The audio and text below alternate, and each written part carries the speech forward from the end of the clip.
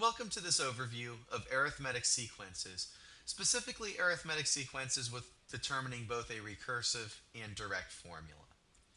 Now, first and foremost, we said an arithmetic sequence is basically a fancy term for a line.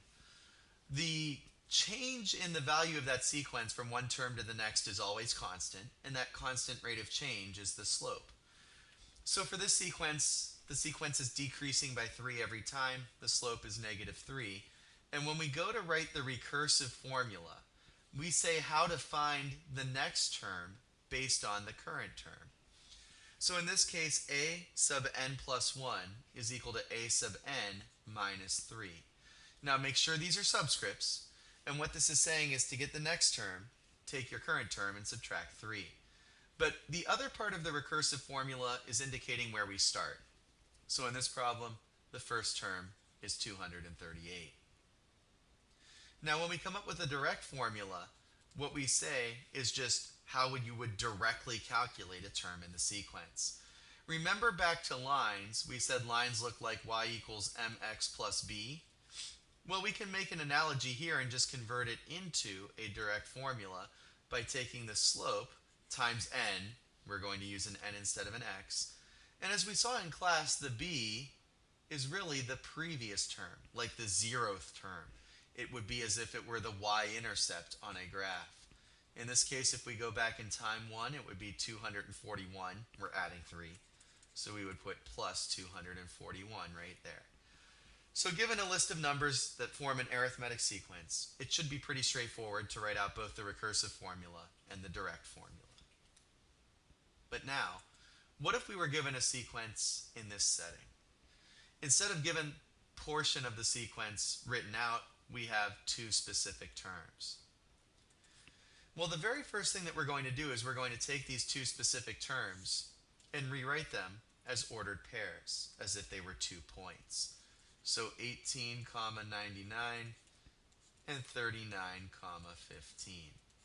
Now, if those are 2 points on a line, we can calculate their slope, y2 minus y1, all divided by x2 minus x1. And as we simplify this, 15 minus 99, we get a negative 84. In the bottom, 39 minus 18 is 21. So our slope turns out to be a negative 4. Now once we get the slope, we're going to take that slope, pair it with one of the points. It really doesn't matter which point you pair it with. I'll take 18, 99, and we're going to take those two items and plug it into y equals mx plus b, the equation of a line. The y would be 99. We know that m is a negative 4. In this case, x is 18, and we're solving for b. And as we solve for b, 99 plus 72 is 171. Now back previously we would have written that y is equal to a negative 4x plus 171. However, now we're more concerned about direct and recursive. So in this case, the direct rule would be a sub n is equal to a negative 4n plus 171. Please make sure we watch the letters or the variables that we're using. Now how about for the recursive rule? If we want to find the recursive rule, how exactly is it going to work? Well, it's really not that bad. A sub n plus 1, or the next term, is equal to the current term, and we're going to incorporate our slope, so we would put a minus 4. In this sequence, it's always decreasing by 4 from one term to the next. But we also have to specify where it starts. So what is the first term in the sequence? How would we find that? We'll just plug in n equals 1 to our formula here. So we would have negative 4 plus 171. And negative 4 plus 171, I believe, is going to be 167. Are we done? The answer is no.